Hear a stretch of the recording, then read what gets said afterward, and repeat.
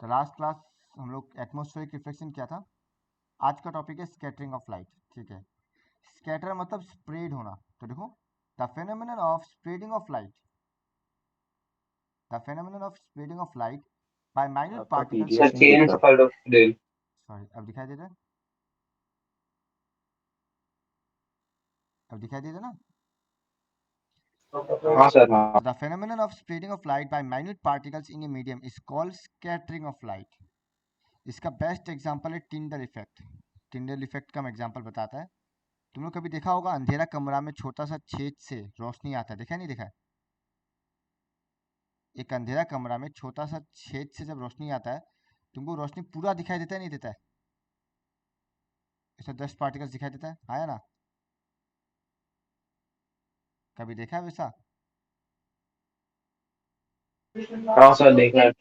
कौन कौन नहीं देखा बताओ?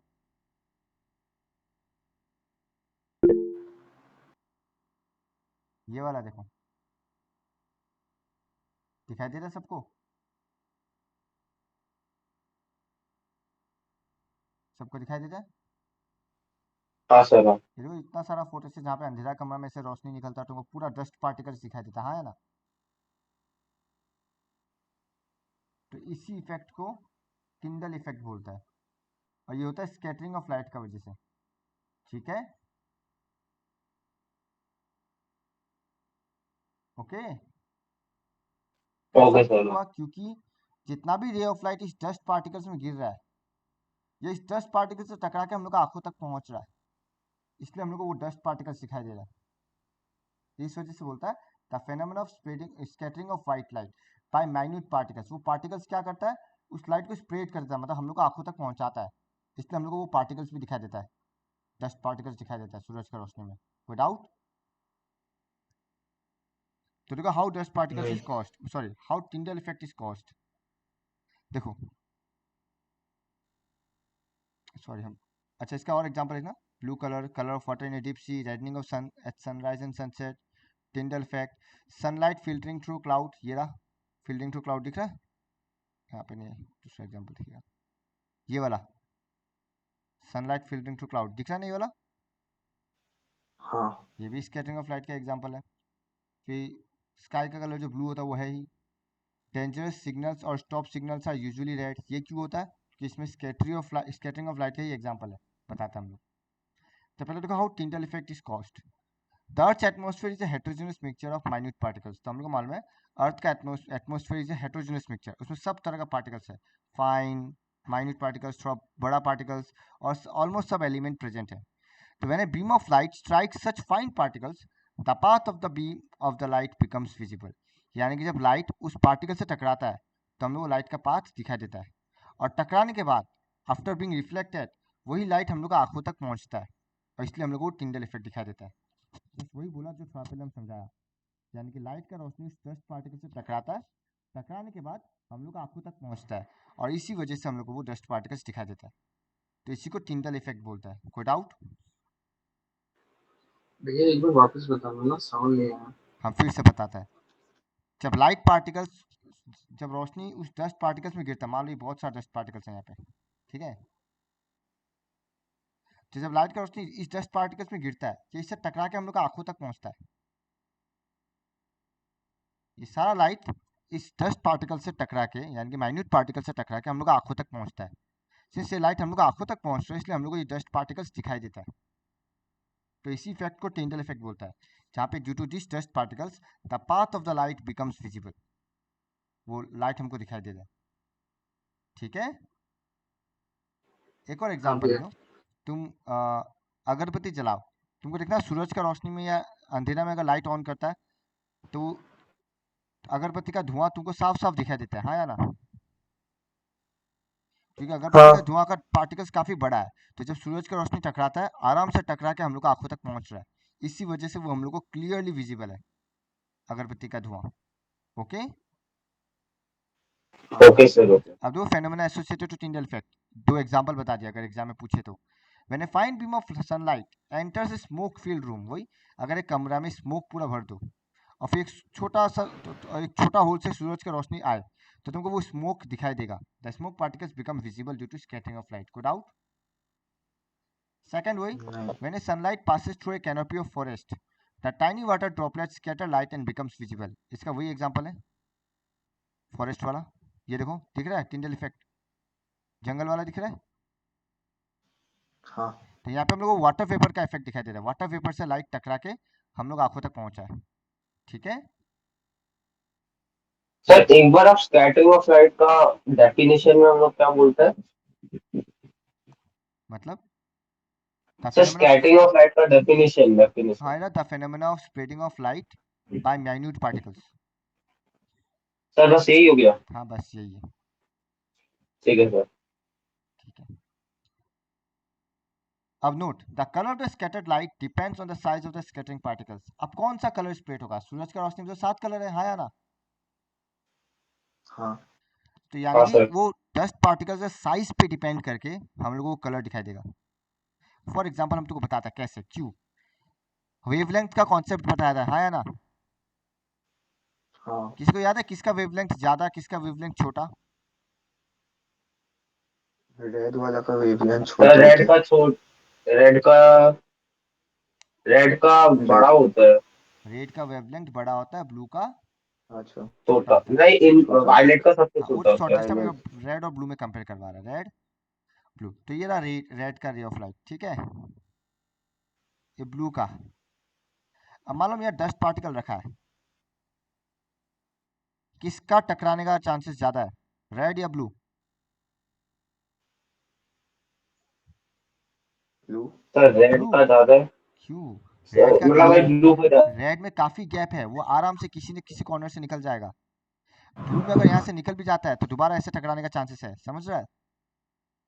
भैया रिपीट कीजिए ना। फिर से देखो, रेड का वेवलेंथ काफी ज्यादा है, देखो इतना सारा गैप है ना? तो ये हाँ सारा स्पेस में डस्ट पार्टिकल समा जाएगा, मतलब टकराने का चांसेस कम है, जैसे कि हम तुमको दिखाता है। तो ब्लू आएगा तो कभी ना कभी टकराएगा ही, पर रेड आएगा तो रेड शायद आराम से पास हो जाए, पता भी ना चले। देखो फर्क, ये जो बड़ा बना रहा है ये रेड, देखो कैसे बीच से निकल गया, पर ब्लू वाला देखो कैसे आराम से चांसेस है ज्यादा टकरा सकता है, हाँ या ना? ठीक है, तो रेड वाला बैंड होने के लिए पार्टिकल का साइज काफी बड़ा होना पड़ेगा। ब्लू वाला माइन्यूट पार्टिकल्स में भी रिफ्लेक्ट हो जाता है, और ब्लड रेड वाला को रिफ्लेक्ट करने के लिए पार्टिकल्स का साइज बड़ा होना पड़ेगा। तो इसलिए बोल रहा है कि पार्टिकल्स का साइज पे डिपेंड करता है कि कौन सा कलर रिफ्लेक्ट हो रहा है। कोई डाउट? ठीक है, हाँ भैया ठीक। तो हम लोग मालूम है, देखो द ठीक। Colour of the scattered light depends on the size of the particle. The wavelength of red light is more than violet, ये ऑलरेडी हम बता चुका है। इस red light is the highest wavelength, violet is the least wavelength, ये बता चुका है। अब देखो, very fine particles scatter mainly blue light, obvious बात है ब्लू लाइट का वेवलेंथ क्या होता है, छोटा। सो फाइन पार्टिकल्स, छोटा छोटा पार्टिकल्स ब्लू लाइट को स्कैटर करता है, जबकि larger size particles scatter light of longer wavelength, जैसे कि रेड लाइट। कोई डाउट? समझ गया? हाँ सर। तो why is the colour of the sky blue? Atmosphere का आसपास ज्यादातर माइन्यूट पार्टिकल्स होता है। देखो, when sunlight enters the earth's atmosphere, it gets scattered in all direction by the gases and particles, and blue light is scattered the most as it has the shortest wavelength and thus sky appears blue। यानी कि blue, violet, Indigo, usually हम लोग को blue ही नजर आता है, और जैसे जैसे अंधेरा होते जाता है वो ब्लू से डार्क ब्लू बन जाता है और पूरा अंधेरा हो जाता है। तो यानी ब्लू पार्टिकल्स को ज़्यादा स्कैटर्ड करता है बिकॉज माइन्यूट पार्टिकल्स बहुत है आसमान में, वो सारा माइन्यूट पार्टिकल से टकरा के पूरा स्प्रेड हो जाता है। कैसे स्प्रेड होता है हम बताता है, देखो हम दिखा रहे हैं। मान लो ये पृथ्वी है, और देखो आसमान में सर फिर पार्टिकल्स, चेंज करना भूल गए। आसमान में पार्टिकल्स है, ठीक है, अब दिख रहा है ना पार्टिकल्स। अब देखो सूरज का रोशनी आया, ये इससे टकरा के इधर स्प्रेड हुआ, ये इससे टकरा के साथ इधर स्प्रेड होगा, इधर टकरा के इधर होगा, ये इधर टकरा के इधर होगा, और इस सारा पार्टिकल से टकरा के वो बैंड हो रहा है, समझ रहा है? और इस तरह से ये सारा लाइट हम लोग आंखों तक पहुंचता है और हम लोग को लगता है आसमान ब्लू है। ठीक है, हाँ भैया। तो ये सारा ब्लू लाइट इस माइन्यूट पार्टिकल से टकराता है और हम लोग आंखों तक पहुंचता है, और इसलिए हम लोग को आसमान ब्लू नजर आता है। कोई डाउट? सर आता तो व्हाइट लाइट है ना सन से। हाँ तो ज्यादातर ब्लू लाइट टकरा के रिफ्लेक्ट होता है ना, ओके। ज्यादातर ब्लू लाइट टकरा के रिफ्लेक्ट होता है। वही बोल रहा है, रेड लाइट ये सब बैंड नहीं होता, इसलिए वो ज़्यादातर हम लोग आंखों तक नहीं पहुंचता है। स्प्रेड होता हुआ नजर नहीं आएगा, आंखों तक पहुंचेगा। सनराइज और सनसेट में तुमको रेडिश नजर आता है सन, हाँ या ना? हाँ सर। पर वो रेडिश पूरा आसमान में नजर नहीं आता, सिर्फ सन का आसपास नजर आता है, क्योंकि रेड लाइट पूरा स्प्रेड नहीं होता है। तो जहां से आ रहा है वहीं पे दिखाई देता है। मान लो, कहने का मतलब ये है, इतना सा सूरज है पर फिर भी आसमान पूरा ब्लू नजर आता है, क्यों? बिकॉज ये चारों तरफ फैला है, नहीं फैला blue light, but red light हाँ चारों तरफ नहीं फैलता है। वो जहां से भी टकराएगा टकराएगा, जस्ट एक लिमिट एरिया तक ही पहुंचेगा और हम लोग को सूरज लाल नजर आएगा। ठीक है, ठीक है सर। मान लो हम लोग खड़ा, ऑब्वियसली ड्यूरिंग सनसेट नजर आता है, मान लो हम लोग यहाँ खड़ा है, तो रेड लाइट हम लोग को नजर आ रहा है, बट यहाँ जो खड़ा है उसको नजर नहीं आएगा, बिकॉज उसके लिए सनराइज सनसेट नहीं है, उसके लिए शायद इवनिंग होने वाला है या हुआ नहीं है या दोपहर होगा।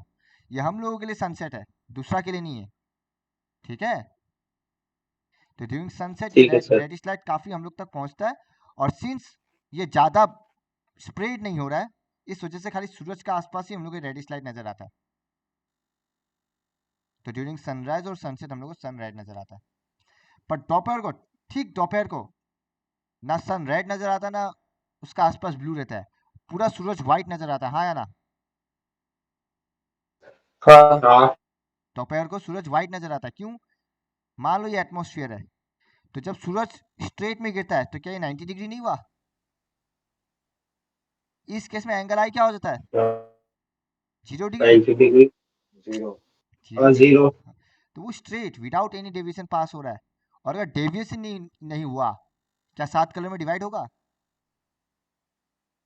नहीं। नहीं। इससे लगभग दोपहर का समय हम लोग को सूरज व्हाइट नजर आता है, मतलब हम लोग सूरज को नहीं देख पाता है, प्योर व्हाइट लाइट को नहीं देख पाता, तुम आँख खोल नहीं पाता है। तुम दोपहर को देखने का कोशिश करना, तुम नहीं देख पाएगा। ठीक है, कोई डाउट? ठीक है सर। अब बता, sky appears dark to passengers flying at high altitude. ऐसा इसलिए, मान लो पार्टिकल्स यहाँ पे है, अगर कोई एरोप्लेन इधर में फ्लाई कर रहा है तो ऑब्वियसली ब्लू लाइट तो नीचे स्प्रेड हो रहा है, तो क्या ऊपर उसको नजर आएगा ब्लू लाइट? नहीं। तो डार्क है, तो वही बोला है, at high altitudes due to absence of atmosphere scattering of light does not takes place, और इसी वजह से हम लोग को डार्क नजर आता है। सेम केस मून, क्या चांद में भी आसमान नीला होता है? नहीं सर, नहीं। वहाँ एटमोस्फेयर ही नहीं हो। चांद में नहीं। एटमॉस्फेयर ही नहीं है, तो स्कैटरिंग कैसे होगा? कोई डाउट? सेम एस्ट्रोनॉट जो नहीं। स्पेस में रहता है, उन लोगों को भी नजर नहीं आता due to absence of atmosphere. कोई doubt? Sky appears black from moon, एक ही कहानी है। इतना तक क्लियर है? हाँ हाँ। भैया। नेक्स्ट देखो, danger signal lights are red in colour. कोई बता सकेगा क्यों होता है? सर ताकि वो ज्यादा दूर तक पहुंच पाए। देखो हम लोग को मालूम है, ड्यूरिंग विंटर सीजन फॉग ज्यादा होता है, नहीं होता है? होते हैं। यानी कि ग्राउंड लेवल हाँ। में पार्टिकल्स पार्टिकल्स काफी ज्यादा है। अगर ये ब्लू होगा तो क्या पार्टिकल्स का वजह से ब्लू लाइट ज्यादा स्प्रेड नहीं हो जाएगा? कहने का हाँ। मतलब है ये छोटा सा सिग्नल था, हाँ, और ये ब्लू लाइट ऑन किया, पर ड्यू टू पार्टिकल्स ये ब्लू लाइट क्या हो गया, ज्यादा स्प्रेड हो गया, हाँ या ना? सॉरी यार, क्या हो रहा है, ज्यादा स्प्रेड हो गया दूर तक, तो किसी को पता चलेगा एग्जैक्टली सिग्नल कहाँ से आ रहा है? क्या किसी को पता चलेगा सिग्नल किस तरफ से आ रहा है? तो नहीं। फायदा नहीं होगा। पर जब रेड सर लाइट नहीं, होगा, फायदा नहीं होगा। जब रेड लाइट होगा तो रेड लाइट एक फिक्स स्पॉट तक ही रहेगा, वो स्प्रेड नहीं होता, वो जहां से आ रहा है वहीं पे रहेगा। तो हमको पता चलेगा अगर इधर रेड लाइट है मतलब इधर ही खतरा है, तो हमको रुकना है या संभल के चलना, जो भी है। कोई डाउट? नहीं तो सर। वही लिखा है कि because the red light is least scattered by the fog और स्मोक। ठीक है, so red light can be seen in the same colour at a distance.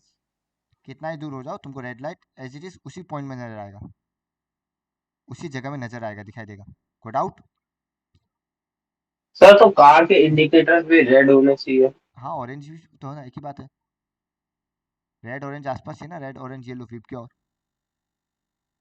हाँ सर। तुम रास्ता वाला देखना, साइड में जो ऑरेंज वाला लाइट नहीं देता है रास्ता का बाउंड्री में, हाँ हाँ वो भी तो रिफ्लेक्शन से ही ऑरेंज नजर आता है, ऐसा तो नहीं उसके अंदर ऑरेंज लाइट है, वैसा नहीं है ना।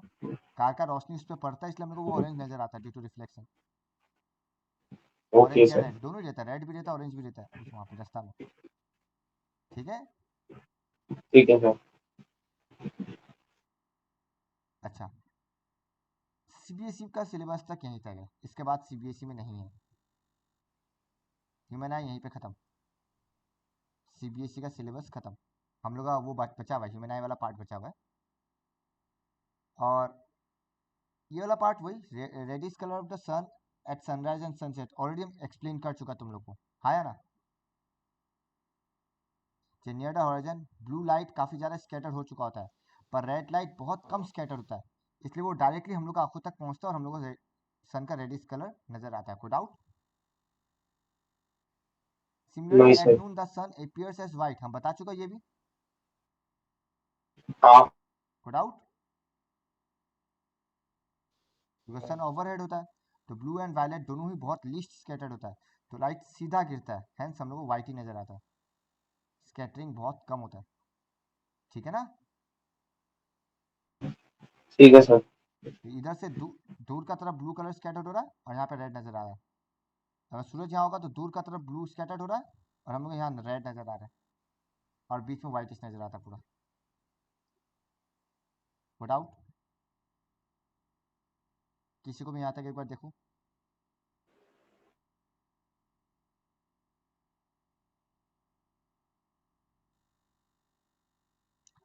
ये एक्टिविटी देखो, एक्टिविटी एग्जाम में लिखने नहीं आता, सेवा का हम बोले थे, हम खाली सेवा के लिए बता रहे हैं। Activity for observing scattering of light in colloidal solution. यहाँ पे ये दिखा रहा है कैसे ब्लू लाइट और ग्लास लाइट स्कैटर्ड हुआ है। तो यहाँ पे देखो कंक्लूजन देख लो, काफी है देखो। We observe that a blue light is scattered in the glass tank because of its shortest wavelength. यहाँ वही बताया गया, जब यहाँ से तुम लाइट पास करेगा, तुम ऑब्जर्व करेगा टैंक में ब्लू लाइट पूरा स्कैटर्ड हो चुका है, जबकि रेड और ऑरेंज सीधा पास हो गया, वो ज़्यादा स्कैटर्ड नहीं हुआ। ब्लू लाइट पूरा स्कैटर्ड हुआ और रेड से ऑरेंज सीधा पास हो गया। ठीक है, ये ब्लू लाइट पूरा स्कैटर्ड हुआ और रेड ऑरेंज सीधा पास हुआ। भैया समझ में नहीं आया। एक कोलोइडल सॉल्यूशन से जब लाइट को पास किया गया तो ऑब्जर्व किया कि इस टैंक में पूरा ब्लू लाइट स्प्रेड हो गया, इस सॉल्यूशन में पूरा ब्लू लाइट ऐसे स्प्रेड हो गया। ठीक है, हाँ पर जब रेड या ऑरेंज लाइट पास किया गया तो आराम से सीधा पास हो गया और टकरा के इधर इमेज फॉर्म किया। तो मतलब रेड लाइट बिना स्प्रेड हुए सीधा पास हुआ, रेड लाइट बिना ऐसा स्प्रेड क्या? हुए सीधा पास हुआ। बोला ना माइन्यूट पार्टिकल्स, रेड लाइट के स्प्रेड होने के लिए लार्ज पार्टिकल्स चाहिए, ब्लू लाइट माइन्यूट पार्टिकल्स, ठीक ये है। कोलिडेड पार्टिकल्स काफी माइन्यूट था, जिस वजह से ब्लू लाइट स्प्रेड हो गया। हालांकि ये सर। यहाँ से सीबीएसई का सिलेबस में नहीं है, ये सिर्फ सेवा के लिए बताया है। सीबीएसई का सिलेबस यहीं तक है, खत्म। इसका बाद वाला पेज नहीं चाहिए सीबीएसई को। हालांकि ये ऐसे पढ़ के रख देना, बाई चांस एमसीक्यू बेस में कुछ डाल दे, अदरवाइज ये दोनों टॉपिक नहीं है सीबीएसई में। ठीक है, ठीक है सर। तो यहाँ तक देखो, किसी को कोई डाउट है क्या? भैया एक बार नून वाला बताना ना, at noon the sun appears as white वाला। मून में क्या एटमोसफेयर होता है?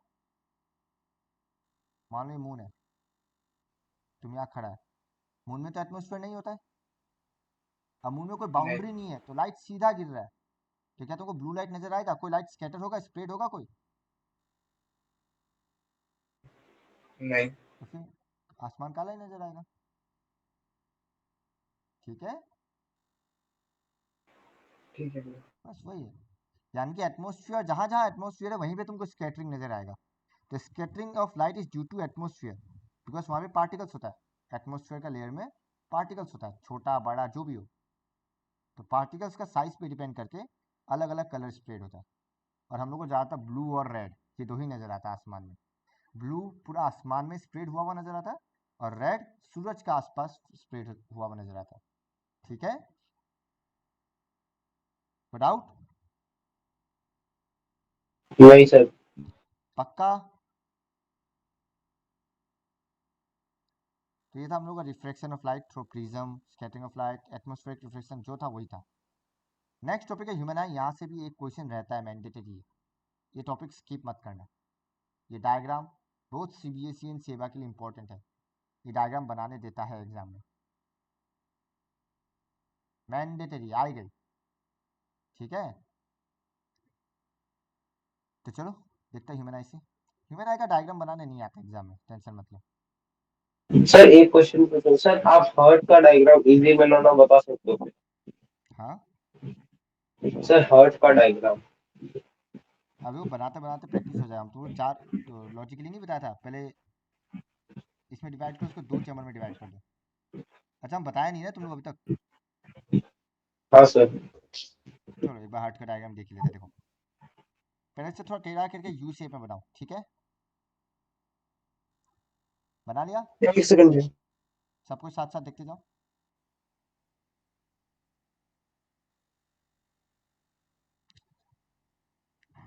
उसके बाद क्या करना है, बीच से डिवाइड करो।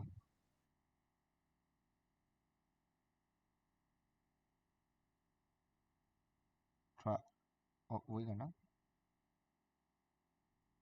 ठीक है। कोई डाउट? इतना क्लियर है? भैया एक सेकंड रुकिए ना। हाँ रुक रहा है, साथ में बनाते भी जाए क्या? बना लो, तुम्हारा चॉइस है वो।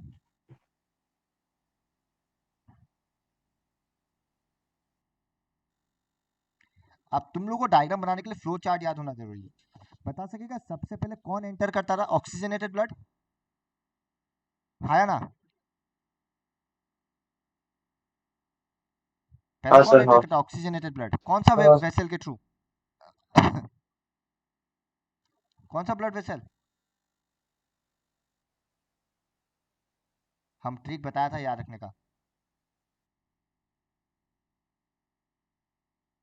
सर किताब में तो सर सबसे पहले डीऑक्सीजनेटेड था। देखो पहले ऑक्सीजन वाला ब्लड एंटर किया और कार्बन डाइऑक्साइड वाला निकल गया, सॉरी ऑक्सीजन निकल गया।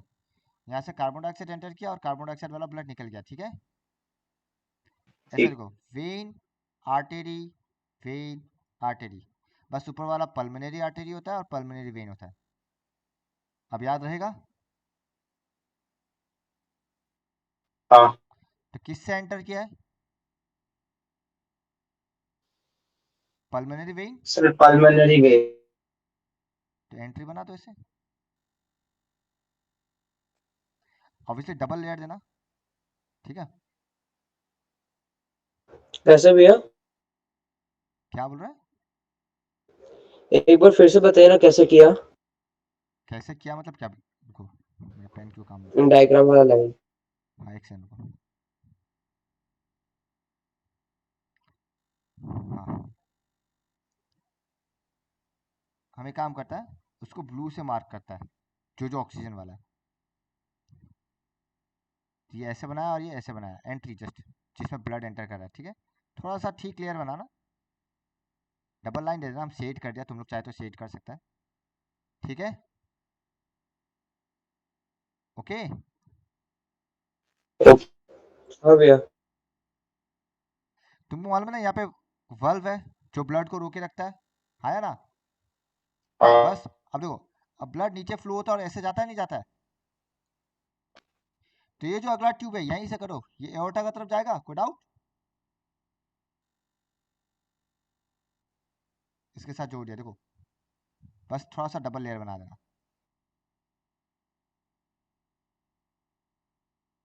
तो ये हो गया मेरा वल्व। तो देखो 2 चैम्बर में डिवाइड हो गया। ऊपर वाला क्या था, क्या बोलता था ऊपर वाला को? Vein. Pulmonary vein. चैम्बर को क्या बोलता था? ये वाला राइट आर्टरी। ऊपर वाला एट्रियम नहीं था? और हाँ नीचे वाला सर क्या था? Left artery ventricle. तो डिवाइड हो गया 4 चैम्बर में, खत्म। कोई डाउट? इतना क्लियर है? नेमिंग बाद में देना, बस बता रहा है। ये हो गया, तो तुम्हारा आधा डायग्राम बन गया, 50% हो गया। ये पल्मोनरी वेन और ये एओर्टा, एक बार चेक करो, हो गया। अब इसको पूरा से जोड़ना मत, हम बता रहे क्यों नहीं जोड़ना। जितना बनता बनाओ, बस खत्म। ये पार्ट हो गया 50% खत्म डायग्राम, को डाउट? सही, नो डाउट। अब नेक्स्ट कार्बन डाइऑक्साइड वाला, कार्बन डाइऑक्साइड जहां से एंटर करता है उसको क्या बोलता है, वेना केवा बोलता है। हाँ तो सेम कहानी ऐसा ही बनाना है, पर वेना केवा दो जगह से एंटर करता रहा, एक अपर एंड लोअर, याद है। तो देखो मैं इसे बना लिया, चेक करो, ये अपर वेना केवा, ये लोअर वेना केवा, ठीक है, ठीक है। ठीक है, ठीक है। सेम कहा भी, फिर आउट आउट के लिए इसे जोड़ के देखो, ये बना दिया, और देखो ये ट्यूब बाहर निकल गया, कोई डाउट।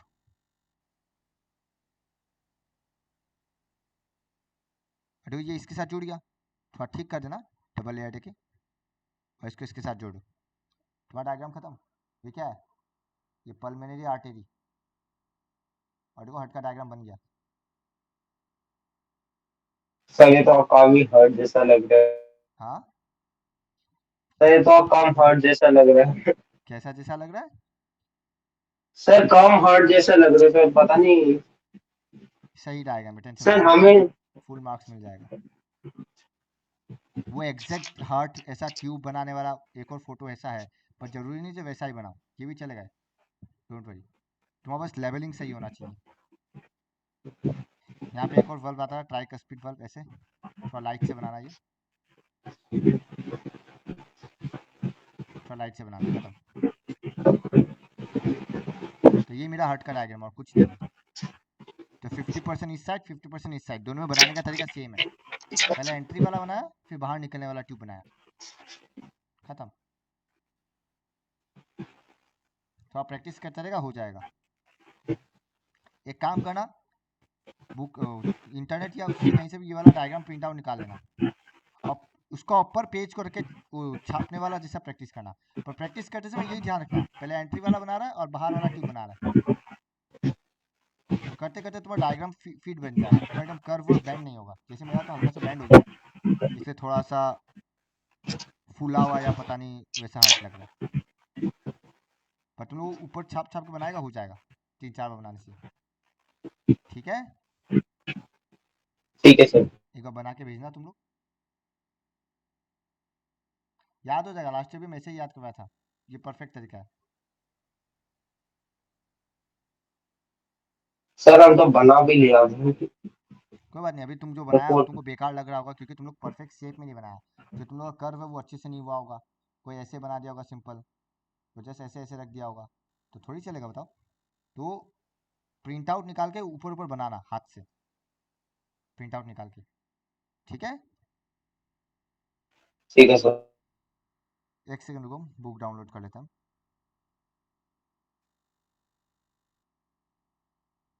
दिखाई दे रहा है सबको। हाँ।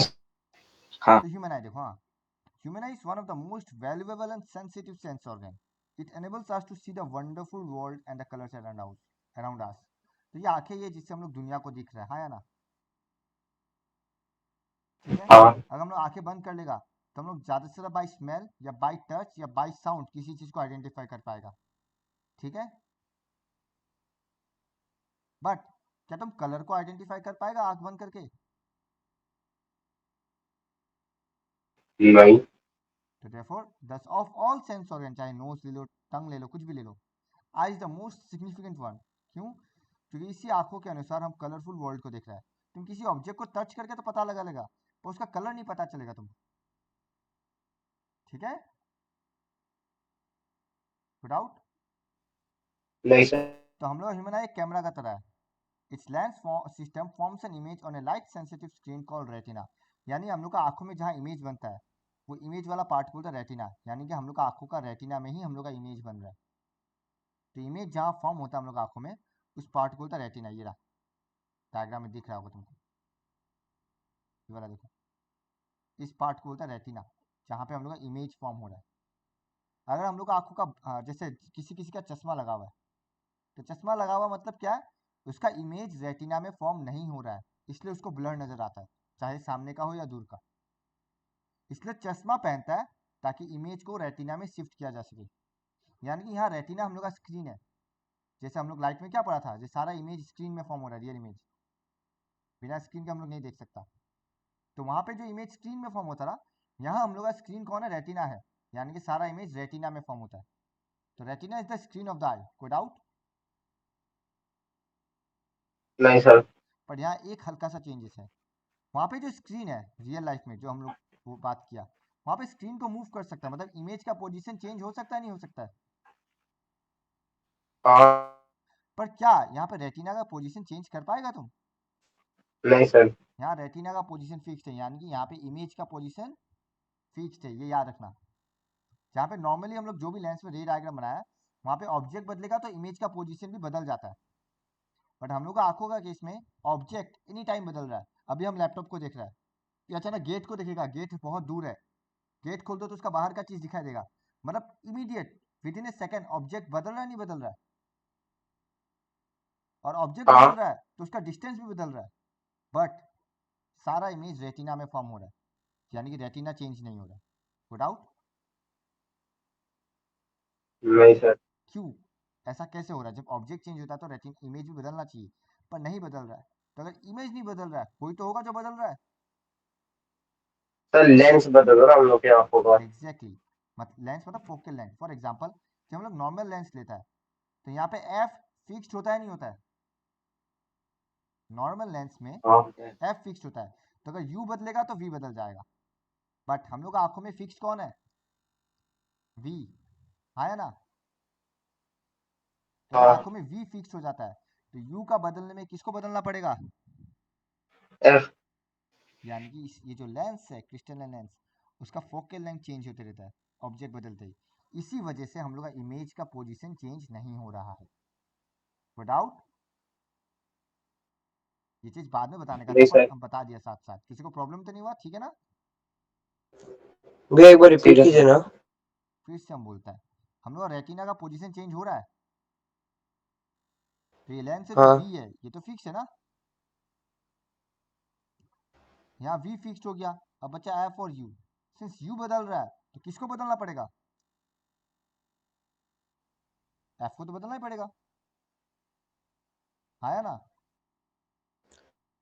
हाँ दो तीन चीज में अगर एक फिक्स्ड करता है तो इसको बदलने पे इसको बदलना ही पड़ेगा। ऐसा नहीं है ये बदलेगा और ये फिक्स रहेगा, ये पॉसिबल नहीं है।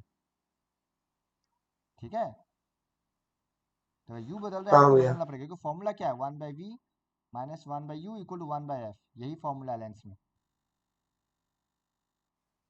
One by v minus one by u equal to one by f, ये लेंस फॉर्मूला है।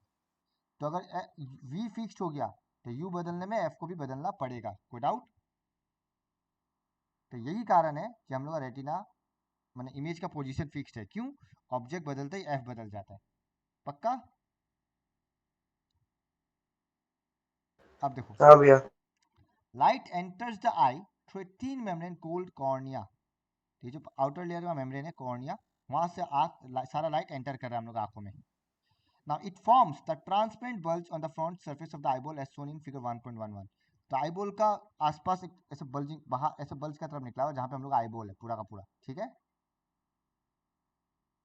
तो the eyeball is about spherical in shape with A diameter of 2.3 centimetre. हम लोग का आईबॉल का डायमीटर कितना है? 2.3 सेंटीमीटर। एमसीक्यू में पूछ सकता है question. And most of the reflection of for the light rays entering the eye occurs at the outer surface of the cornea, यानी कि यहीं पे कॉर्निया का बाहर वाला एरिया में। तो सारा लाइट वहीं से एंटर कर रहा है और रिफ्लेक्ट कर रहा है। Now the crystalline lens merely provides the finer adjustment of focal length required to focus object at different distance of the on the retina. So एक मिनट रुको, we find a structure called iris behind the cornea. Iris is a dark muscular diaphragm that controls the size of the pupil. और pupil क्या करता है? It regulates the and control the amount of light entering the eye. अब देखो हम बता रहे हैं, तो ये जो क्रिस्टलन लेंस है ये अपने आप को एडजस्ट करता है, यानी कि ये अपना फोकल लेंथ चेंज करता है, एडजस्ट करता है। जो भी रिक्वायर्ड फोकस होना पड़ता है उसमें चेंज कर देता है। जैसे ऑब्जेक्ट चेंज हुआ तो फोकस को भी चेंज होना पड़ेगा, तो ये क्रिस्टलन लेंस अपना फोकल लेंथ चेंज करता रहता है। ठीक है? यानी कि क्रिस्टलन लेंस अपना फोकल लेंथ को ऑब्जेक्ट के अनुसार एडजस्ट करता है। ठीक है? अब यहाँ देखो, ये जो डार्क मस्कुलर चीज है इसको बोलता है आइरिस। ठीक है? Good out? ओके, दिख रहा है ना क्या बना रहा हूं? हाँ। और ये जो बीच में गैप है ये इसको बोलता है प्यूपिल। अगर हम साइड में बना के दिखाएं,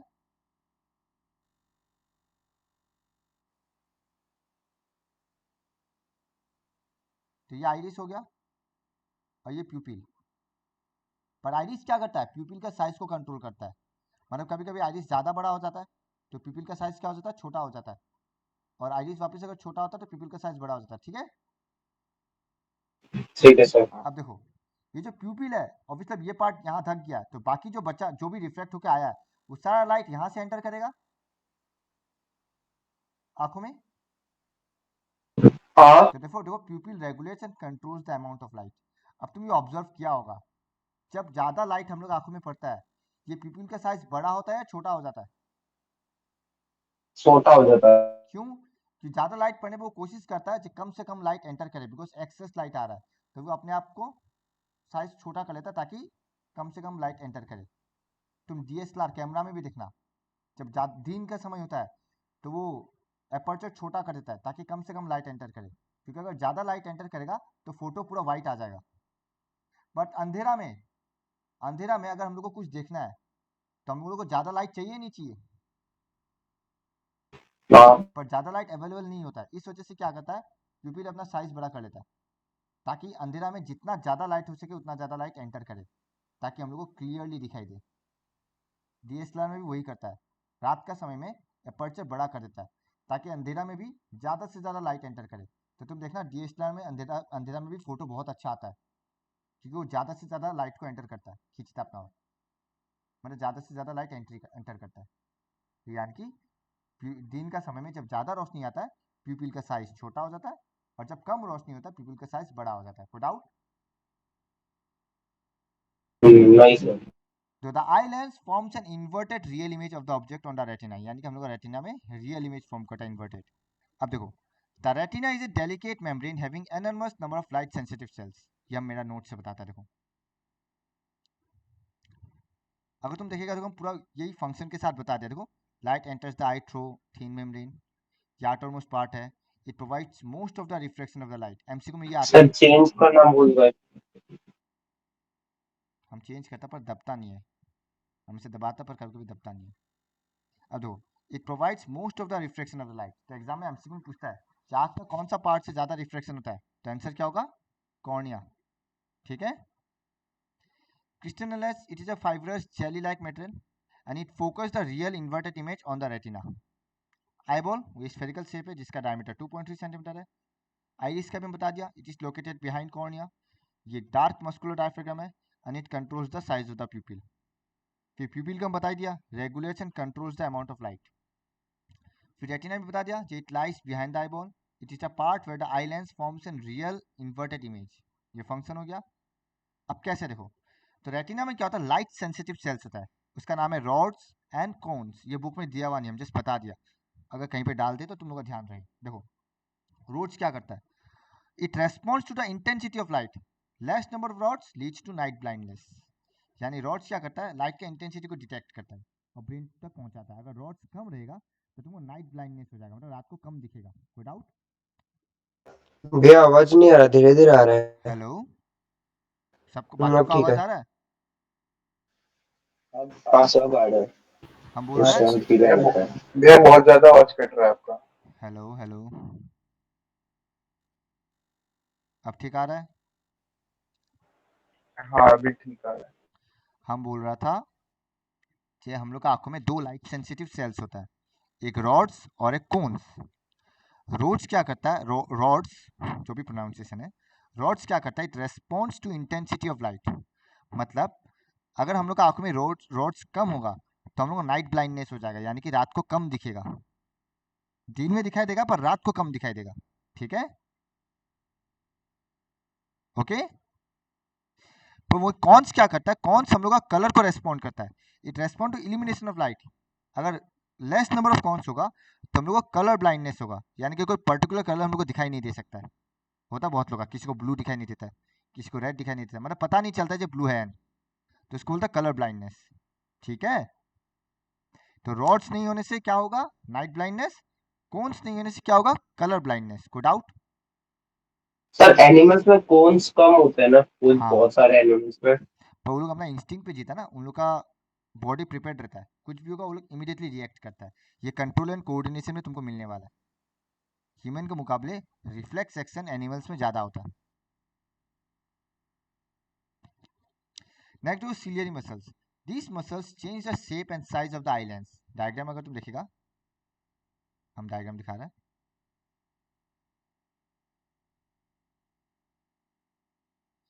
ये वाला पार्ट सिलियरी मसल है, दिख रहा है ये वाला।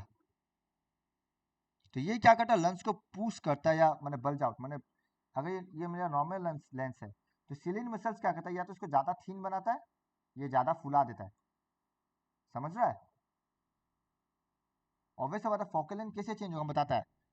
इसका फोकल लेंथ कम है, इसका फोकल लेंथ ज़्यादा है, हाँ या ना? हाँ तो ये ज़्यादा सर्कुलर हो रहा है तो कम फोकल लेंथ, ये कम कर्व है, मतलब क्या, बड़ा सर्कल का पार्ट है। तो वही बोल रहा है, जब किसी क्रिस्टल लेंस को बल्ज करेगा या पतला करेगा तो ही फोकल लेंथ चेंज होगा। तो फोकल लेंथ कौन चेंज कर रहा है, ये सिलियरी मसल, सीनियर यानी कि उसको ज़्यादा बल्ज करता है या पतला करता है, तो वही बोला। अब फ्लूइड्स, तो हम लोग आंखों में दो फ्लूइड है, एक कॉर्निया और लेंस का बीच में, दूसरा रेटिना और लेंस का बीच में। यानी कि यहाँ पे देखो, कहाँ जा रही डायग्राम, एक ये वाला और एक ये वाला। तो कॉर्निया और लेंस के बीच में एक फ्लूइड है, और एक लेंस और रेटिना का बीच में फ्लूइड है। तो इसको बोलता है विट्रियस फ्लूइड, इसको बोलता है एक्वस ह्यूमर। तो आई का ज़्यादा नीचे देखो, हम बोल रहे हैं आई का एग्जाम में डायरेक्ट फंक्शन पूछता है, डायरेक्ट, ऐसा नहीं बोलेगा right is short note on I, ये सब कुछ नहीं पूछता है। और डायग्राम में ज़्यादा से ज़्यादा लेबलिंग दे सकता है। तो डायग्राम देखो, but for labelling, not for diagram making, diagram बनाने नहीं देगा। बट इसमें कंप्लीट श्योर है फंक्शन लिखने ही आता है exam. Write the function each of the following, crystal lens दे देगा, कॉर्निया दे देगा, आइरिस दे देगा, जो भी है इसमें फंक्शन लिखने आता है, तो अच्छे से फंक्शन याद हो जाना चाहिए। आई थिंक याद हो ही जाएगा, समझ गया तो याद रह जाता है। ठीक है, क्लियर? हाँ अब देखो, how our brain interpret whatever I see. अब हम लोग आंखों ने जो देखा वो ब्रेन को कैसे पता चलता है, तो देखो, the eye lens forms an inverted and real image on the retina. अब रेटिना में इमेज बन गया। Once it is done, the light sensitive cells, यानी कि रोड्स कौन से सब, they get activated and generate electrical signals. तो वो लोग इलेक्ट्रिकल सिग्नल्स प्रोड्यूस करता है, and this signals are sent to the brain via optic nerves. तो हम लोग आंखों से ब्रेन तक जो नर्व है उसको ऑप्टिक नर्व बोलता है। वहाँ पे इलेक्ट्रिक सिग्नल्स ब्रेन तक जाता है। ब्रेन क्या करता है, इसी सिग्नल्स को प्रोसेस करता है, और उसमें जो इन्फॉर्मेशन है उस इन्फॉर्मेशन को प्रोसेस करके समझ जाता है कि क्या देख रहे हैं। So that we see object as they are. जो हम लोग को दिख रहा है, हम लोग वही देखता है ब्रेन, मतलब जैसा है वैसा ही दिखता है। तो ब्रेन क्या करता है, उस इलेक्ट्रिक सिग्नल को इंटरप्रेट करता है। हम लोग का रेटिना क्या करता है, इलेक्ट्रिक सिग्नल्स को जनरेट करके ब्रेन तक भेज देता है, और ब्रेन उसी इलेक्ट्रिक सिग्नल को क्या बोलता है, डिक्रिप्ट करता है, मतलब इंटरप्रेट करता है, जैसे सिग्नल में क्या है, क्या बोलना चाह रहा है, और उसके बाद हम लोग वैसा ही देखते हैं जैसा एक्चुअली हम लोग आंखों ने देखा। और ये कितना सेकंड में हो रहा है, कितना टाइम लगता है, 0.1 उससे भी कम।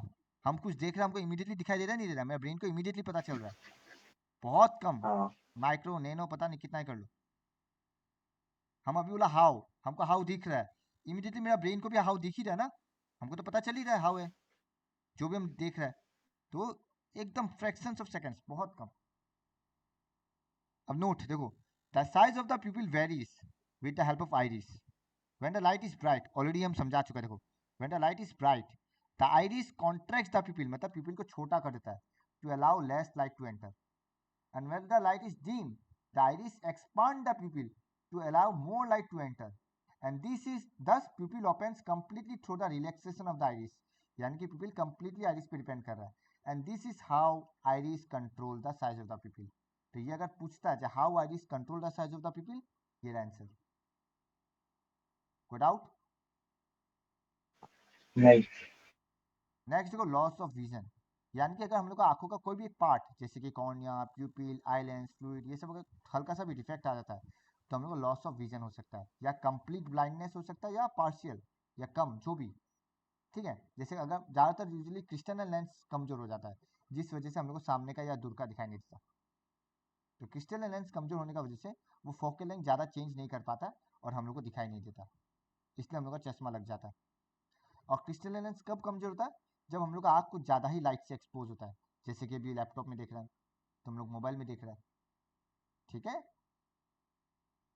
तो इसको द लॉस ऑफ विजन यानी कि डिफेक्ट, जो कि हम लोग का नेक्स्ट टॉपिक है।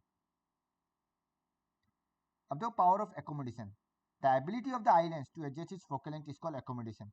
हम लोग का जो क्रिस्टलन लेंस है वो अपना फोकल लेंथ चेंज कर पा रहा है, नहीं कर पा रहा है? तो हाँ उसी एबिलिटी को बोलता है एकोमोडेशन, पावर ऑफ एकोमोडेशन, ठीक है। विदाउट सर एकोमोडेशन में बहुत जल्दी नहीं हो जाता है?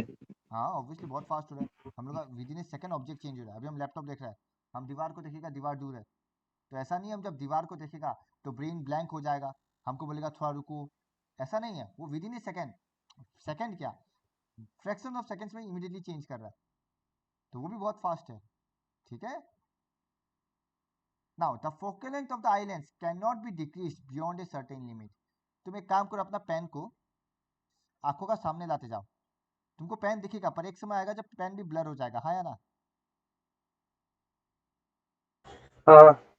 तो वही बोल रहा है कि एक सर्टेन लिमिट तक हम लोग का फोकल लेंथ चेंज होगा, उसका बियॉन्ड लेट चेंज नहीं हो सकता। नीचे वही मिलने वाला आएगा, देखो least distant of distinct vision, the minimum distance eight which object can be scene most distinctly is called least distance. यानी कि तुम अपना कलम को लाते हो आंखों का सामने, जब तब तुमको दिखाई दे रहा है तब तक सही है, जिस पॉइंट से तुमको दिखाई नहीं देगा मतलब वो पॉइंट तुम्हारा लीस्ट डिस्टेंट है, तुमको उसका सामने से दिखाई दे ही नहीं रहा। तुम पेंसिल को सामने रखो, कलम या पेंसिल को, तुमको पता चल जाएगा। जैसे अभी हम देख रहे हैं, हमको दिखाई नहीं दे रहा, हमको यहाँ तक दिखाई दे रहा है, तो मतलब ये मेरा लीस्ट डिस्टेंट है। तो तुम लोग को जहाँ तक पेंसिल दिखाई दे रहा है आंखों का सामने, उसका बियॉन्ड फिर दिखाई नहीं देगा, तो वही तुम्हारा लीस्ट डिस्टेंट है। एंड नॉर्मल आई का लीस्ट डिस्टेंट होता है 25 सेंटीमीटर, जिसको नियर पॉइंट भी बोला जाता है। हम लोग का जो नॉर्मल आई है ह्यूमन का, उसका लीस्ट डिस्टेंस होता है 25 सेंटीमीटर। उसका पीछे किसी भी इंसान को दिखाई नहीं देता, ब्लर हो जाएगा, ठीक है। हाँ। अब ये चेंज हो सकता है, ये 25 से बढ़ सकता है, मतलब किसी के लिए 30, किसी के लिए 40, किसी के लिए 100। जैसे हमको सामने का दिखाई नहीं देता है, मतलब क्या, मेरा नियर पॉइंट चेंज हो चुका है अगर हमको सामने का दिखाई नहीं दे रहा है। क्योंकि अभी मेरा सामने लैपटॉप रखा हुआ है, ऑब्वियस सा बात है, क्या लैपटॉप मेरा आंखों 25 सेंटीमीटर से दूर डिस्टेंस में है या नहीं? या तुम्हारे सामने कॉपी है रखा हुआ सर। है, ऐसा तो नहीं है कॉपी तुम आंखों का सामने रखा है, तुम कॉपी को दूर रखा हुआ है। पर अगर कॉपी को हाँ। दूर रखने के बावजूद भी अगर तुमको कॉपी का में लिखा हुआ अक्षर नजर नहीं आ रहा है, मतलब क्या, जो तुम्हारा नियर पॉइंट है उस कॉपी से भी दूर है, हाँ या ना? यानी कि तुम्हारा नियर पॉइंट 25 सेंटीमीटर नहीं होकर चेंज हो चुका है, एंड हेंस तुमको आई प्रॉब्लम हुआ है, विदाउट। तो अगर तुम्हारा नियर पॉइंट खराब हुआ है मतलब तुमको सामने का नहीं दिख रहा है। तुम्हारा फार पॉइंट अगर तुमको दूर का नहीं दिख रहा है मतलब तुम्हारा फार पॉइंट में प्रॉब्लम आया। और एक नॉर्मल आई का फार पॉइंट होता है इन्फिनिटी, मतलब तुमको पूरा दूर तक दिखाई देगा। अगर नहीं दे रहा है मतलब तुम्हारा इन्फिनिटी नहीं है, क्लोज आ चुका है, डिक्रीज हो चुका है। नियर पॉइंट इंक्रीज होता है, फार पॉइंट डिक्रीज होता है। तो द फारडेस्ट पॉइंट जहां तक तुमको दिखाई दे रहा है वही तुम्हारा फार पॉइंट है, एंड नॉर्मल आई का फार पॉइंट इन्फिनिटी ही होता है, ठीक है। अब मेरा क्या है, हमको दूर का दिखाई नहीं देता है, जैसे मेरा सामने दीवार है, दीवार में फोटो लगा हुआ है और वो फोटो मेरे लिए ब्लर है, मतलब मेरा फार पॉइंट उस दीवार से भी पीछे है, सामने आई मीन। अगर हमको दीवार भी दिखाई नहीं दे रहा क्लियरली वहाँ पे लिखा हुआ चीज़, मतलब मेरा फार पॉइंट पीछे आ चुका, मेरा फार पॉइंट इन्फिनिटी नहीं है। और ज़्यादातर बच्चा का फार पॉइंट का ही प्रॉब्लम होता है, ज़्यादातर बच्चा लोग को दूर का दिखाई नहीं देता है। तो किस किस का चश्मा लगा हुआ है यहाँ पे स्टूडेंट में? प्राची, हेलो प्राची, आवाज आ रहा प्राची?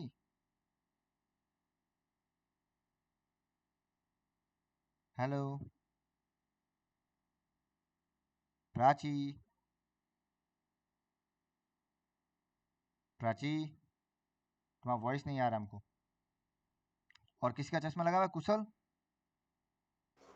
नहीं भैया। नहीं, और एक कुशल, बोलिए सर। तुम्हारा तो चश्मा लगा हुआ है। हाँ सर। तुम्हारा क्या दूर का नजर या सामने का नजर या दोनों? माइनस। मतलब कनकेव। हाँ। चलो छोटा सा टॉपिक है, फटाफट ये खत्म करते हैं। तो किसी को लीस्ट डिस्टेंस और फार पॉइंट में कोई डाउट, मतलब नियर पॉइंट और फार पॉइंट में कोई डाउट? अगर हम डायग्राम नहीं से सर। समझाता है, हम डायग्राम से को बता देता, देखो ताकि समझने में आसानी हो। मान लो ये तुम्हारा आँख है, ठीक है, और ये तुम्हारा 25 सेंटीमीटर है, मतलब तुमको इसका पीछे सब दिखाई देगा, इसका यहाँ लाते तुमको दिखाई नहीं देगा, ब्लर नजर आएगा, कोई डाउट? नहीं। अब मान लो यहाँ एक किताब रखा हुआ है और हमको यहाँ का भी चीज़ दिखाई नहीं दे रहा है, मतलब मेरा ये फार पॉइंट यहाँ से यहाँ इस यहाँ करीब शिफ्ट हो चुका है, इसलिए हमको ये भी दिखाई नहीं दे रहा है, कोई डाउट? क्लियर? विशाल सर, हाँ, क्लास कितना देर में खत्म होगा? राज सर कॉल पर है, पूछ रहे हैं। बस होने वाला, बोल दो। ठीक है सर। कितना तक क्लियर है? हाँ। अब जो फार पॉइंट है वो तो इन्फिनिटी है, मतलब हमको कहीं पे भी दिखाई दे सकता है, बट मान लो कोई ऑब्जेक्ट है हमको यहाँ पे और हमको ये दिखाई नहीं दे रहा है, मतलब कि मैं इन्फिनिटी से मेरा फार पॉइंट इधर आ चुका है, इसलिए हमको इसका पीछे का कुछ भी दिखाई नहीं दे रहा है, इसका आगे का सब दिखाई देगा पर इसका पीछे का कुछ भी दिखाई नहीं दे रहा है, तो इसको बोलता है फार पॉइंट का प्रॉब्लम, मेरा फार पॉइंट पीछे का तरफ शिफ्ट हो चुका है, डिक्रीज हो चुका है, कोई सर डाउट? पता कैसे चलता है कि कोई फार पॉइंट है और क्लोज पॉइंट है? वो तुम्हारा डॉक्टर देखेगा ना, लेंस बैठा बैठा के, जो भी है। अच्छा। तुमको अगर दूर का दिखाई नहीं दे रहा मतलब तुम्हारे फार पॉइंट कम गया, तुमको सामने का दिखाई नहीं दे रहा तो तुम्हारा नियर पॉइंट कम गया, बढ़ गया मतलब। ठीक है सर। तो देखो इंपॉर्टेंट लास्ट टॉपिक है, a normal eye is not able to see the object placed closer than 25 centimetre, क्यों?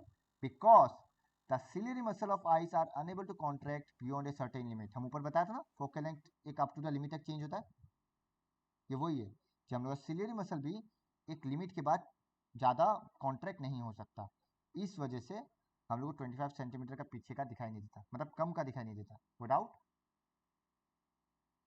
तो ये इंपॉर्टेंट है, एग्जाम में 2 मार्क या 1 मार्क में पूछता है कि क्यों 25 सेंटीमीटर का बियॉन्ड दिखाई नहीं देता, नहीं देख सकता, क्योंकि ciliary muscle of eyes are unable to contract beyond a certain limit, without. फिर वो कैटरेक्ट एक डिजीज होता है नहीं। जिसमें हम लोग का जो क्रिस्टल लेंस है वो पूरा मिल्की हो जाता है, तुम देखा होगा यूजुअली ओल्ड एज में आंख एकदम व्हाइट हो जाता है पूरा, हाँ। तो वही है, तो ड्यू टू ओल्ड एज, ये एज का वजह से होता है, due to old age it becomes milky and cloudy, तो इस कंडीशन को बोलता है कैटरेक्ट। इससे पार्शियल और कंप्लीट लॉस, मतलब ऑलमोस्ट वो ना के बराबर नहीं दिखाई देना, या हल्का हल्का दिखाई देना, या ना के बराबर दिखाई नहीं देना, पर इसको करेक्ट किया जा सकता है कैसे? Through cataract surgery. तो देखिए 1+1+1 में आता है, ये वन ये वन ये वन, एग्जाम में 3 मार्क में पूछता है सीधा, खत्म। इसको कैसे रिस्टोर किया जा सकता है? Through cataract surgery. हम यहीं तक ही गए, लास्ट टॉपिक है, थोड़ा रुक जाओ बस। ये भी हम बता चुके हैं, देखो the image distance does not change when we change the distance of the object, why? It is due to accommodation, क्योंकि हम लोग का जो लेंस है वो फोकल लेंथ चेंज कर लेता है, हाँ या ना? ये समझा चुका ऑलरेडी, हमको डाउट? जो ऑब्जेक्ट डिस्टेंस चेंज हो रहा है पर इमेज डिस्टेंस नहीं हो रहा है, क्योंकि रेटिना फिक्स्ड है, ऐसा क्यों? क्योंकि हम लोग का फोकल लेंथ चेंज हो जाता है due to power of accommodation, को डाउट? क्लियर? हाँ। अच्छा, ये दो हम नेक्स्ट क्लास बताएगा, फिर जब मायोपी और वो पढ़ेगा। Why do we have 2 eyes for vision? देखो हम लोग अपना एक आंख से ओनली 150 डिग्री देख पाता है, ये 150 डिग्री एंगल है, तो अगर हमको पूरा देखना है 180 डिग्री तो दोनों आंख चाहिएगा, कोई डाउट? तब जाके हम लोग पूरा देख पाएगा, क्लियर? हाँ। नहीं सर। वन आई हम लोग सिर्फ 150 डिग्री ही देख पा रहे हैं, देखो सिर्फ 150 डिग्री, यानी इस आंख से हम लोग खाली इतना देख पाएगा और ये आंख से इतना देख पाएगा, तो दोनों आंख इसलिए करता है ताकि हमको ज़्यादा फील्ड मिले, मतलब ज़्यादा वाइडर व्यू मिले, कोई डाउट? हाँ। चलो next class defect of vision पड़ेगा उसी के साथ ही, और नेक्स्ट क्लास मोस्ट प्रोबेबली ये खत्म हो जाएगा, डन? ठीक है सर। Done sir. चलो साइंस वाला जा सकते हैं।